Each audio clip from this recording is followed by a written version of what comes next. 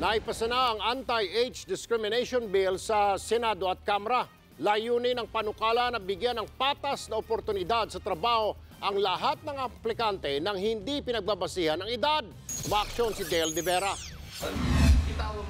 3 taon nang walang trabaho ang 47 anyos na si Don. Sa kabila raw na magandang background sa administration work at kahit sipagan niya ang pag-apply, hindi pa rin siya natatanggap.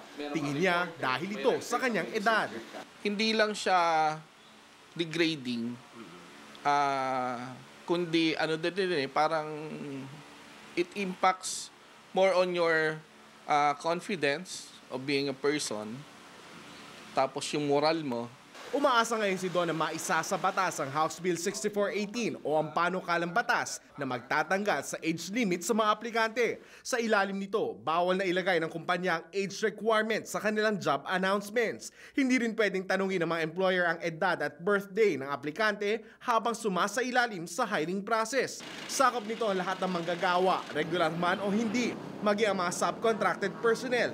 Ipinasa ng Senado at Kamara ang panukala bago magsara ang 16th Congress nitong Lunes. Tama lang naman na ang pag-hire sa isang tao ay on the basis ng merits at yung kakayahan niya at hindi yung dahil sa edad niya. Malaking tulong din ito sa ating mga nakakatanda na para magkaroon pa rin sila ng trabaho kung sakaling kaya nilang magtrabaho pa. Paliwanag naman ng isang grupo ng negosyante, isang dahilan kaya madalas na nakukuha mga mas batang aplikante ay dahil mas mababa ang kanilang expected salary, habang ang mga experience na ay nasa maximum budget na ng posisyon ang hinihinging sweldo. Usually, if the management consider applicant is already qualified, they will really go to somebody who do not charge as much as anyone. Pero wala raw silang problema kung maisa batas ang panukala. Let's give it a try. And let's not be pessimistic. I don't believe we will be negative about it.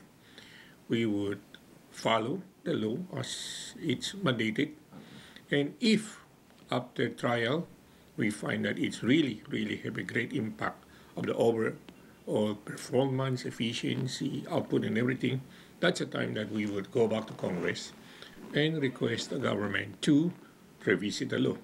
Kung hindi pipirmahan ni Aquino ang panukalang batas sa loob ng 30 araw, automatic itong magiging batas. At kung i-veto naman niya ito, maaari pa rin itong ihain sa susunod na Kongreso.